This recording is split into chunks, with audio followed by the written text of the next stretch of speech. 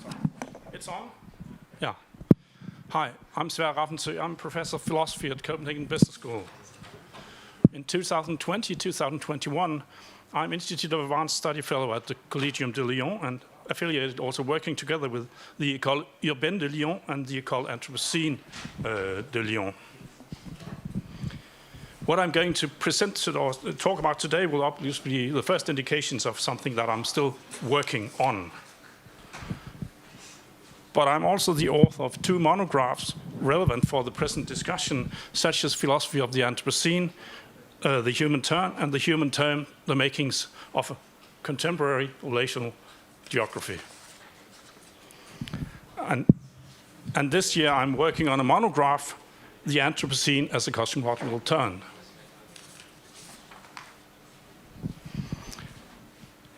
But I want to start by depicting a specific case or specific discussion of what it is to be a responsible being.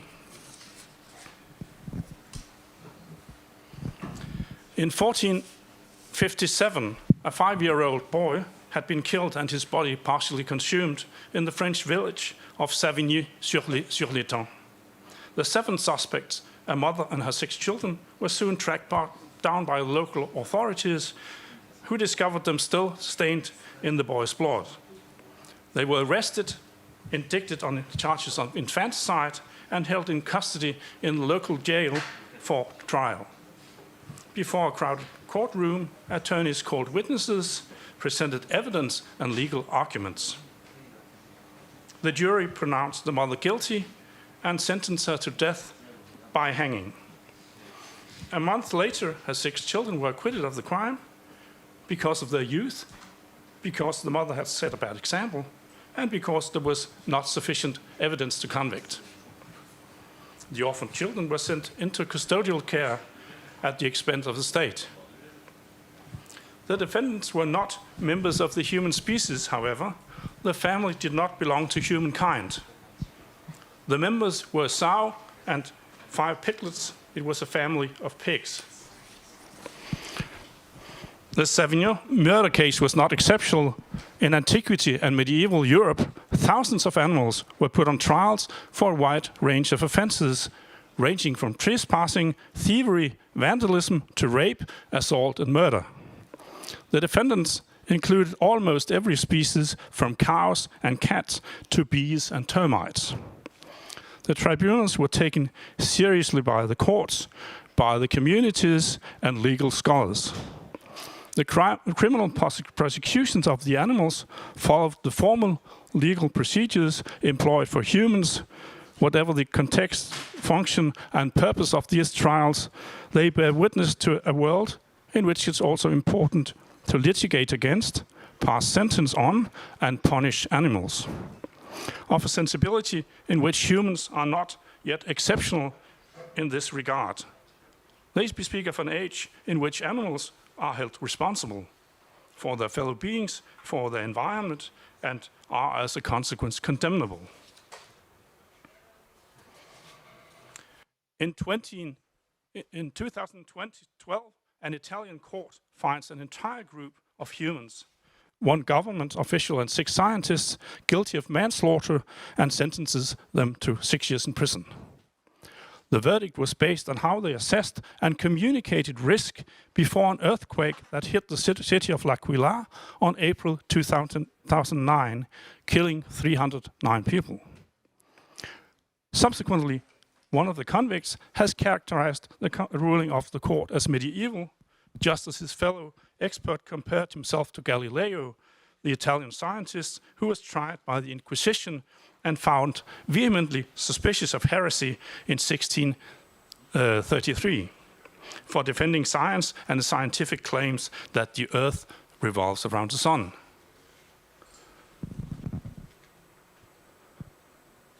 Still, the ruling of the court in 2012 is anything but medieval or simply attacking science from an anti-scientific point of view. In the Middle Ages, the incidents probably have been dismissed as just another evidence of human frailty and finitude. And even at the beginning of modern times, The Great Lisbon earthquake first and foremost shook human confidence in divine providence and a natural and sensible world order, as is also evidenced in Voltaire's poem sur le désastre de Lisbonne. The Aquilar case would never have gone to court hadn't it been for a new turn. In fact, the convictions were not about the ability to predict earthquakes, but about the responsibility scientists have as citizens to share their expertise to help humans make their own informed and healthy choices. Not only does the Italian trial bear witness to a world in which humans have become the unique creature to be held accountable. The case makes it clear that human knowledge and human science are expected to assume responsibility for what happens in the world at large, and in particular for how it affects human life, to the extent that singular, unpredictable events beyond human control, such as earthquakes or hurricanes, have entered into the equation. The Commission members were charged with conducting a too hasty and superficial risk assessment and with presenting falsely reassuring findings to the public. The Italian trial bears witness to worlds in which man has become an outstanding creature in the sense that humans have become the sole and unique creatures to be held accountable in the strict sense of the word.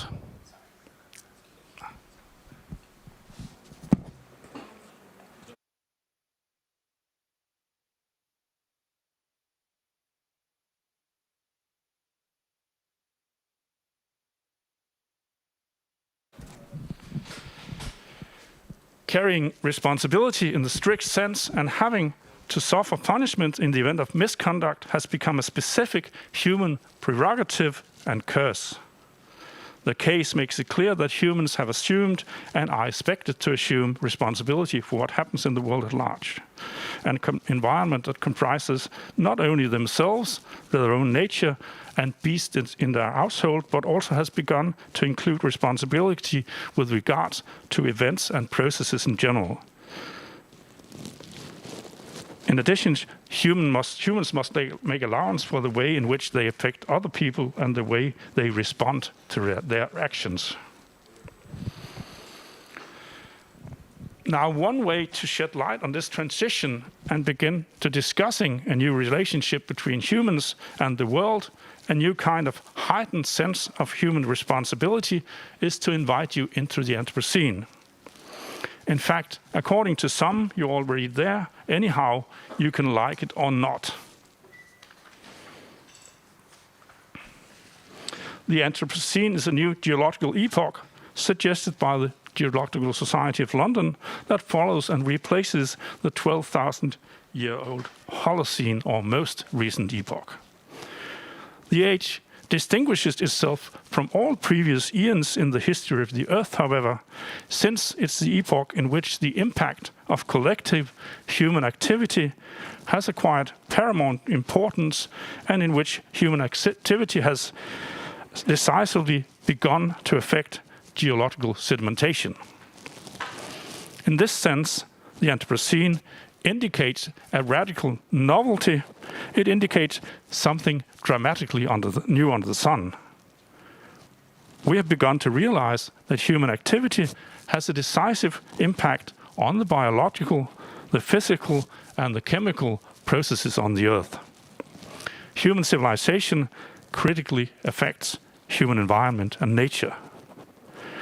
For the moment, this is evident in discussions concerning pollution, anthropogenic sedimentation, and in particular, global heating. As urgent as it may be, the discussion of global warming as the greatest threat ever to human civilization is but one example that the overall climate on Earth is changing to such an extent that survival is at risk.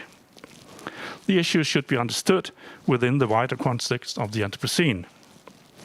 The Anthropocene forms an overarching framework for understanding the significance of climate change, population growth, environmental strains, and other global grand challenges. Thus, it's arguably amongst the most important and most wide-ranging questions of our time. The Anthropocene forms the common denominator for a wide array of realizations that an all-decisive threshold in the history of the Earth and humankind is being crossed. Human activities are gaining overall importance and beginning to play a dominant role in key processes of the Earth system. This alters the material conditions of the subsistence for human beings so radically that the ground on which humankind has stood is quaking. Our very existence and being, position and role in the world, and our perception of ourselves is at stake. A previously unexperienced, intimate and precarious relationship between humankind and the Earth is established in the Anthropocene and with the Anthropocene. It implies a new conception of the order of the world and the role of humans in it. Thus, the balance seems to have shifted such that humanity can no longer conceive of itself as a minor and inferior being, living within and exposed to a larger globe or to a larger cosmos. The human factor has become a major and probably decisive global factor in human developments. Humans began to seriously affect their environment within Neolithic agriculture. Only within the last 100 years, however, has the human species passed the threshold and grown into a phenomenal global force of nature. The scales have been tipped. The Anthropocene is also the anthropogenic era. It's the time and the world in which what happens and its effects are to a large extent affected by human activity. The Anthropocene is the age of human beings' overarching influence. It's an age in a world that is shaped to a very large part by people. It's also an epoch dominated by humanity. And just at the time when thinkers were proposing to call this moment the end of history, it seems that we are now witnessing a new unforeseen twists and turns. We are entering a new territory in which the landscapes and the rules are still unknown and in which history is sped or scaled up. It seems that we have passed a threshold and that we are entering into a new and uncharted landscape, wondering how to find our bearings, how to act and respond to this, how to interact and interact with one another. You can also say that the Anthropocene is a liminal experience, a sort of rite de passage, and probably also in itself a sort of a threshold concept, a concept that represents a threshold at which the modes of interpretation that once seemed sufficient have become insufficient.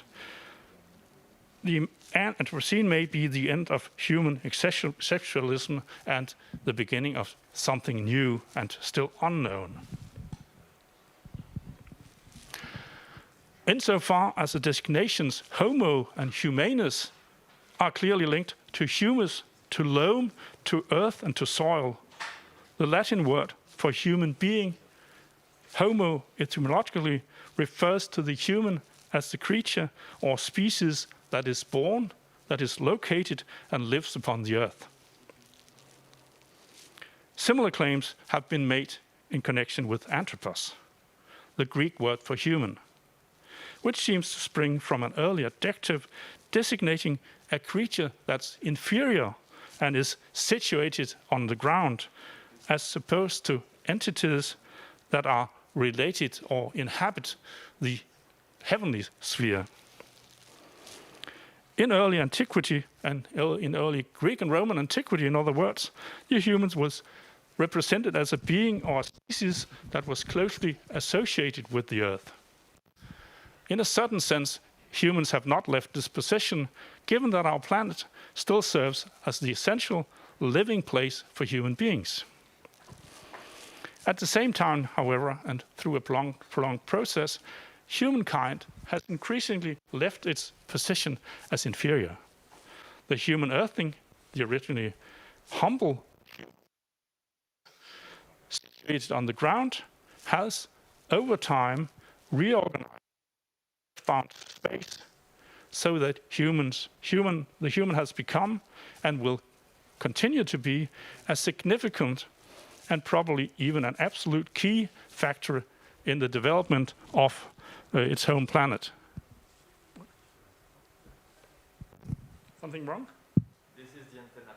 Do not cover it, please. Don't cover it, yes. I'll make sure not to do so.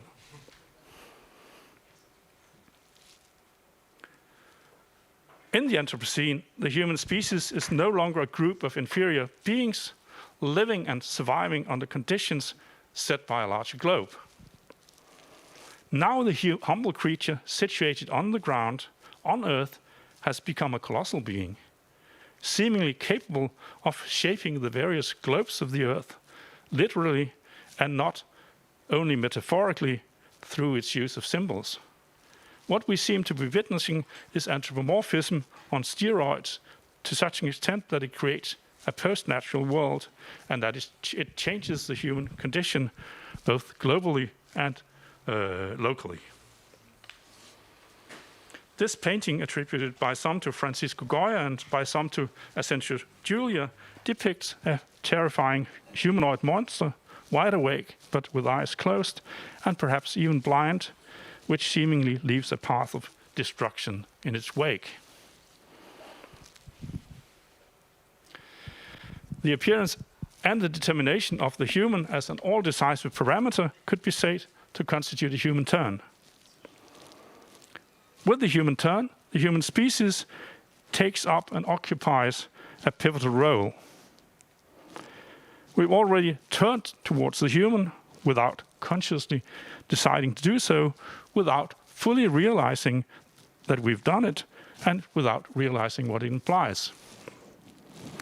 Not only does humanity turn towards and consider itself as a decisive factor, in the anthropogenic age, the globe has to a wide extent turned towards and become dependent on the human factor. What is, after all, climate and climate changes today? Our climate is precisely no longer a process of pure nature, but the result of an interaction between human beings and nature. As a consequence, what happens in a world in which the human species has begun to affect the conditions of its very existence in ways that humans are not necessarily capable of foreseeing, and to recreate and affect the conditions for the species and for the world at large. With the human turn, humans have become of vital and fatal importance to themselves and to others in a new sense. And the way in which they respond to the changes they affect has become equally important too. And this implies the end of the cosmological worldview, you can say. Concomitantly, a human turn is evident in a number of other regards. The human factor is recognized as decisive for innovation and productivity, sustainability, and the economic and social creation of value. And it's become important to take care of and manage the human factor in the right way. Like the mega banks, you can say humans have become colossal or too big to fail.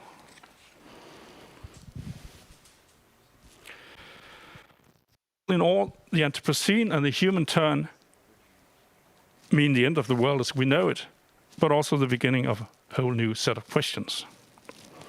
Within this setting, humans do not form an unaffected and unconcerned center of the stage. Humans lead a relational existence of consequence, and we must still come to terms with and understand this. With the human turn, the human species has become a being that relates to and that has gained vital importance, vital significance for a number of other factors and parameters. Humans exert a determining influence on their surroundings and have become of vital importance to the world at large. As a consequence, humans must measure up to this crucial position. They must account for and assume responsibility for this challenge. And they must take care of and assume responsibility for themselves in this capacity. It may well be that the situation we have to face is not our own fault, it's not particularly our own making, but we cannot await assuming responsibility, a heightened responsibility for what the world in which we're part. And this was also what was evident in the Italian law case. In addition, humans have to take care of other humans and to take them into account and examine how they relate to one another. Furthermore, humans must take their relation to other objects into account. These objects function as extension of ourselves, all the while they feed back upon our modalities of being and the way we relate to ourselves. And finally, in relation to nature, our environment, to other human beings that relate to themselves, humans simultaneously relate to themselves and must also take that into account.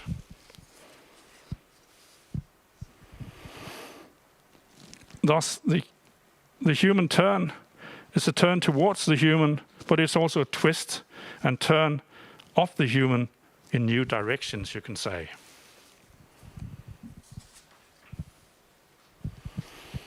It's also evident that the Anthropocene also begins to configure a hitherto unexperienced human condition. According to Hannah Arendt, the Earth is the very quintessential of the human condition. For her, human beings, at least so far, have been characterized by the fact that we live on the Earth and that we inhabit the world, as she puts it.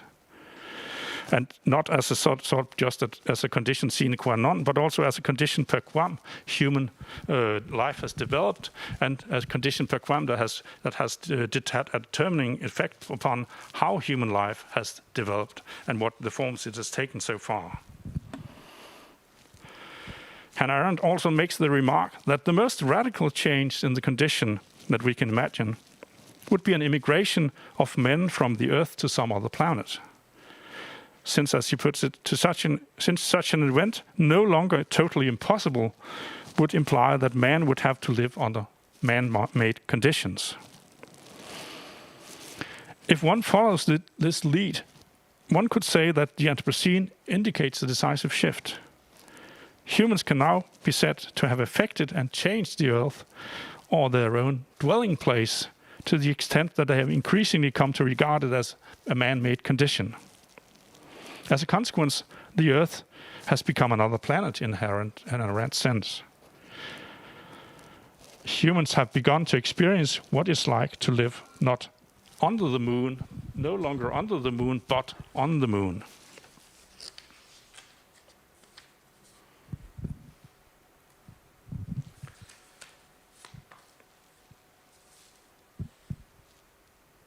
On the one hand, a sort of Socratic irony is remarkably present.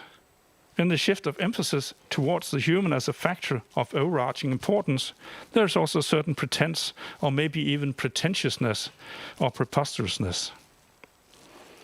With it, humanity can be said to put itself forward and make claims. It puts itself forward as somebody of importance who is already up to something. Even though it may not be very clear what it's up to, it hereby also seems to disrupt itself in its immediately given form and to commit itself to a search for a satisfactory answer to what it's already in the process of committing itself to. This also raises the not necessarily easy question what it would mean to be human in a context in which the human has gained an overarching importance. On the other hand, there's certainly also a certain irony in the traditional sense of the word in which, in the Anthropocene and in this human turn that I've been trying to depict.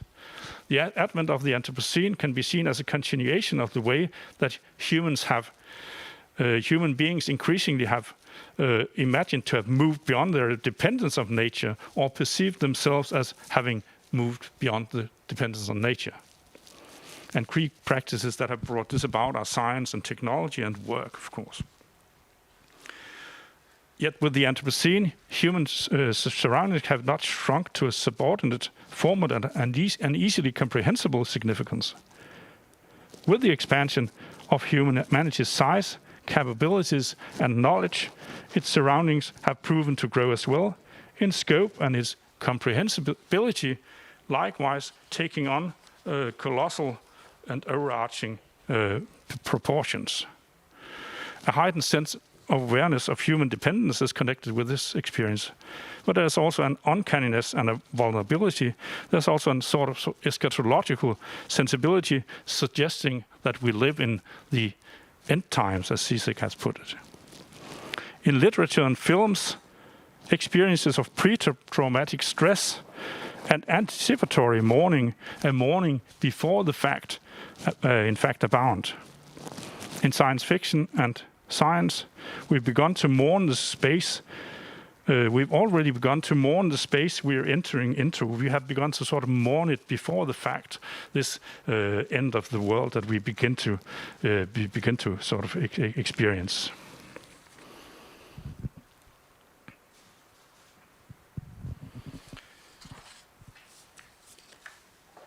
If one uses the terminology of Kant's 1783 essay, What is Enlightenment? One could also depict the shift in the center of gravity that becomes perceptible with the human turn, as a turn that presents a new challenge. It presents the issue that human beings have now become naturally born adults or made mature beings that needs to face up to this situation and the challenges it presents. This presents the issue how to become major and assume responsibility for this situation and the challenges it presents. For this issue, the crucial issue in the Italian law case, the L'Aquila law case, and a crucial issue for the ruling of and the passing of a sentence was also the issue of responsibility.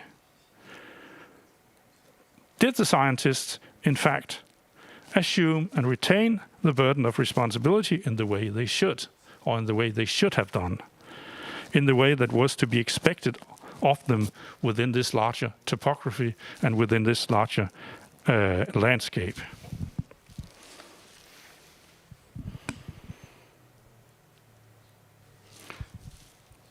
On the one hand, the Anthropocene seems to imply that human beings must measure up to and assume responsibility for the fact that the human species has come of age and gained importance. Yet viewed from a slightly different angle, it seems that the Anthropocene may be an indication that the human species may also have to deal with the experience of aging. It appears to suggest that human beings must learn to live with radical uncertainty, the experience of impermanence, the experience of frailty, and maybe also permanent impermanence, as they detect many signs of the end times, indicating that these human species may in fact be over the hill and may be growing old, may be on the way to becoming extinct. In this manner, there's also a certain irony connected to the notion and the idea of the Anthropocene, as I mentioned. With the rise of human importance and potency, human knowledge, human ability and capabilities rise or increase or grow. Human capabilities to affect and to have an effect on human environment increases. Even human presumptuousness may grow. But along with this rise, the experience of human frailty and fragility and vulnerability equally becomes an absolutely vital experience that can no longer be dismissed. These inherent ambiguities equally suggest that the Anthropocene should be perceived as a threshold concept, or a concept that indicates that a threshold or a crisis at which modes of interpretation and traditional concepts that once seemed sufficient and pertinent have become inadequate. A concept that indicates a general crisis and a liminal experience.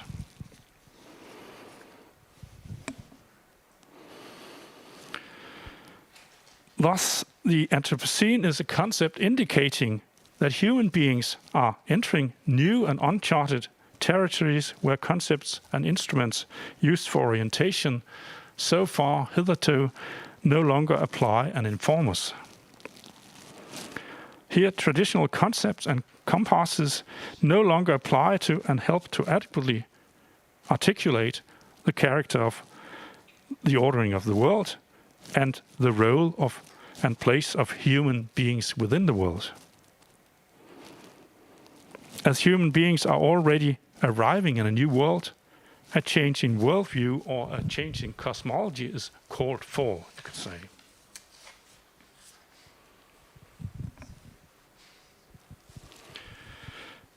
Now, an important reason why the advent of the Anthropocene triggers feelings of tremor and fear of falling is precisely that it not only alters the hitherto experienced human condition, as I mentioned earlier, but also shakes basic conceptions and distinctions that have until now provided guidance and given a sense of security and a sense of self-assurance. A sharp ontological and epistemological divide between human beings and nature has served as a dominating point of reference until now. Not only when human beings have tried to understand nature, but also when we have tried to understand what human beings are, and when we have tried to understand the world at large. Since at least the advent of modern science and technology, we have lived within, and we have also continuously confirmed, reaffirmed what Latour terms the modern constitution. A sharp ontological and epistemological divide between an inanimate nature, a causally directed, governed nature, and an animated human beings on the other side.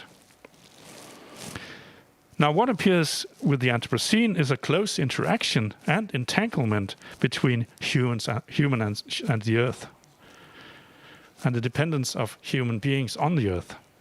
And it becomes apparent how this interaction and entanglement constitute nature and constitute also the manner of being of human beings.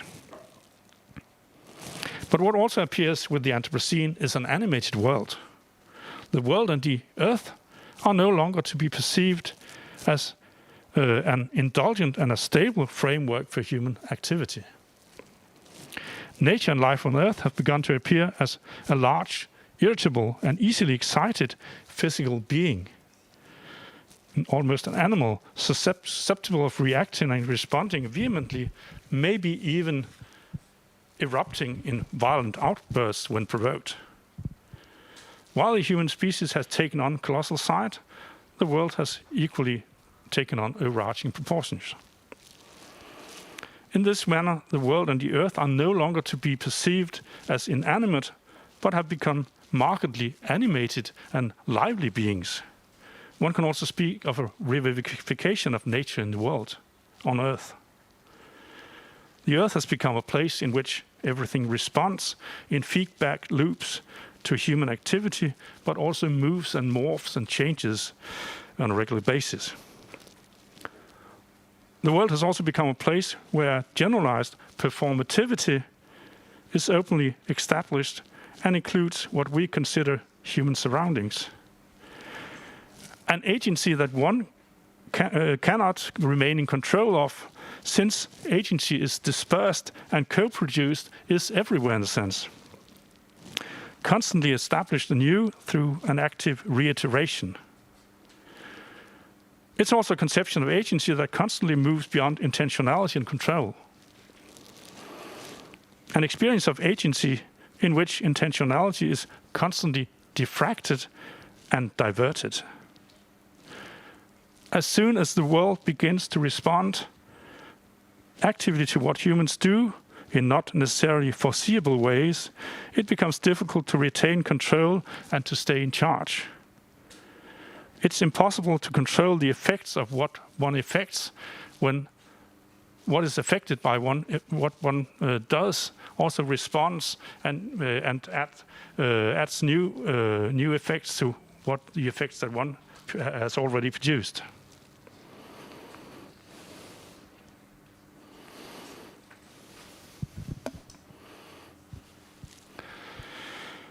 The experiences that I've been trying to describe here leads to a lot of our various accentuated challenges. There's the experience of vulnerability and complexity that is experienced ironically enough with the acquisition of capabilities. And this leads to the challenge how to be attentive to and cope with vulnerability and complexity in forward-looking and sustainable ways, given that one is also at the very same time quite powerful. It also leads to an extended experience of the challenge of habitability. The Anthropocene is also a crisis concerning the habitability of the Earth, since it tells us that the ground is shaking and that possessing a place of one's own is no longer a naturally giving. It's not something that it's something that can no longer be taken for granted as a presupposition. And with this experience, the relationship to and the organization of soil and place and space and place assumes vital importance. The challenge to create an ethos and a sort of an assemblage that permits one to live becomes a major challenge. And with it also the idea of habitability becomes a major challenge, not something, no longer something that can be taken for granted, but something that needs to be continuously created, as does cohabitability too.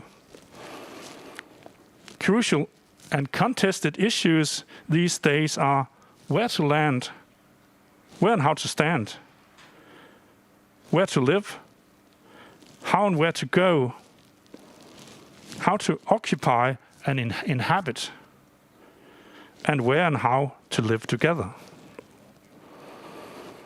It also leads to the challenge of response and responsibility, but also responsibility, which is the question of how to be able to respond in ways that are on par with these challenges that I've been trying to describe here. How to give an account of ourselves and our contributions to the habitability of the place and the earth. It's also questions that Michel Luceau has been trying to deal with.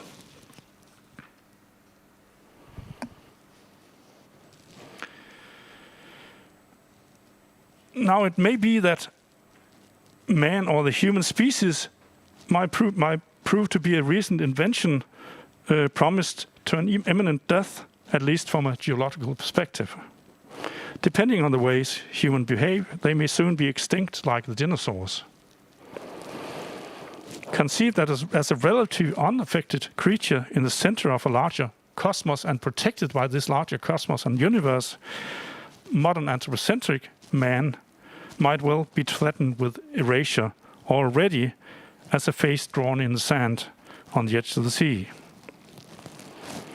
Yet with the Anthropocene and the human turn, man in the recent past, an imminent future reappears in the form of humans, and mind the change, relating to their environment as inescapable, empirical, and historical beings living and dying together with other human beings, animals, plants, microbes, bacterials, and other apparatuses, other dispositives.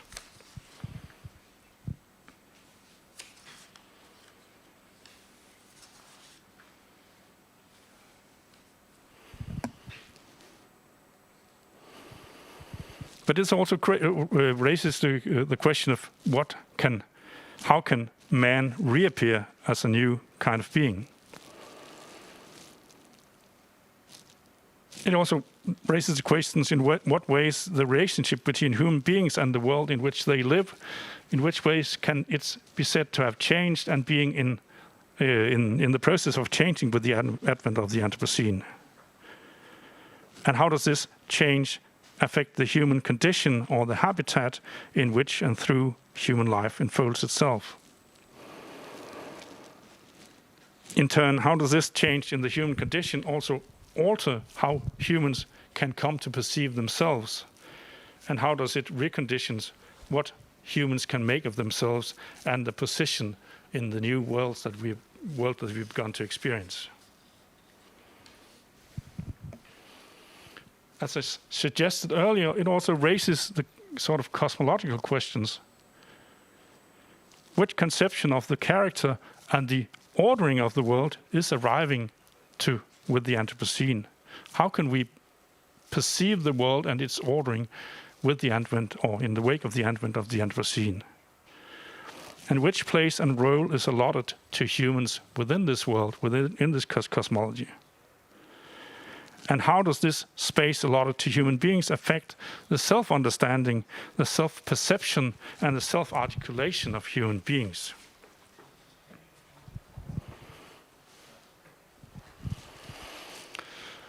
Just to try to sum up the Anthropocene, as this human turn is a concept that's indicating human significance, human importance, and human force. But at this very same time, it's indicating human frailty, human uncertainty, and human powerlessness. On the one hand, it's also characterized by human knowledge and human proficiency, human ability, while also being at the same time characterized by human perplexity, human lack of knowledge, and human lack of control. It's also characterized by the fact that humans have entered center stage and began to occupy this place at the center stage, but at the very same time, the various elements of what humans used to consider as a scenography on the play, they now begin to play an active part and take part in the actions of the stage and respond. And while also at the same time, the stage floor begins to shake under the feet of these human beings who have entered center stage and begun to occupy the central place. And it's also very important to note that it's already too late. There's no going back to the position and the situation before the point that we have arrived at now. And in a sense, there's also no going forward either. The development has already gone too far. It's no longer possible to pick up and to go back. The climate is not what it used to be, and it will never be again. Heating will not stop and go back to normal. And there's no simple technical solution or fix. There's no simple cure. And if there were, the human species would not be capable of implementing it. There's no simple progress that will lead the way ahead out of the tunnel in which we find ourselves. As a consequence, we, or the humans, will not be saved, at least not from the outside. In this sense, there's no hope for a way out of the tunnel in which we find ourselves, or the cave we find ourselves in, the sphere we find ourselves in. But neither does this mean that the human species is necessarily doomed, bound to be extinct. It's not necessarily a situation characterized by utter despair either. And there may be no cause for a depression in that sense. What appears is something that's beyond the simple alternatives of a history of salvation or Heilsgeschichte on the one hand, and its eschatology and apocalypse, this apocalyptic worldview on the other hand. It may be that the end has come, or at least is near, but at the very same time we also experience that time goes on. What appears in what we, the human species and human beings, are confronted with is a new uncertainty, a new fragility, a new instability that's here to stay. The experience that the ground on which we have stood is quaking, and the framework and the cosmos in which we have lived is no longer there. But it's also the experience that there's no other world than this world. It's also the experience of immanence in that sense. And this experience is also what one should make sure not to deny. It's the experience that we are living within time, in the sense that you speak about time in France, le temps, but it's also the experience that time has become le temps, as you say in France, it's become the weather. This continuous idea of time as continuous development has also begun to be replaced by a sort of variability and inconsistency and unpredictability that we need to live with and face, and that we experienced quite recently also with the appearance of the COVID pandemic, in a sense. There's something unpredictable, inconsistent that we have to deal with on a regular basis, that we cannot do away with, and that we cannot simply just leave behind and fix, even though we may dream of that. I think this is an experience that has come to stay. And then there is the challenge how to cope with that, and what becomes of the human in this different, uncharted landscape.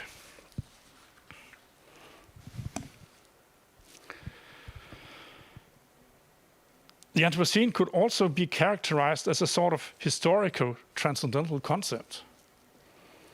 It's sort of a new emerging trans-generic or trans-categorical predicate that states something about each and every subject. It's something that you can say about everything, and that sort of makes it appear in a new way. In that sense, the Anthropocene is a notion that cuts across all existing categories and indicates a new, general, empirical, singular mode of being or existing.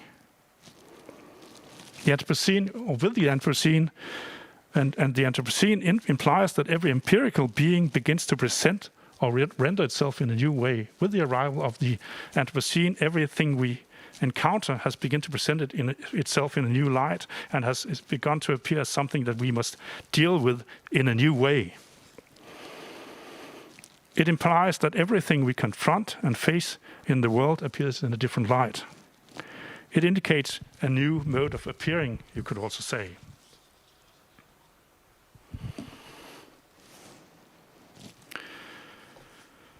Now, to further explore the crucial aspects and consequences of the Anthropocene, I've also organized a series consisting of 4 conversations with major contributors, international contributors to this discussion. In that sense, what I've been saying here can be considered as sort of a prologue or an overall framework for an existing or continuing a subsequent further exploration.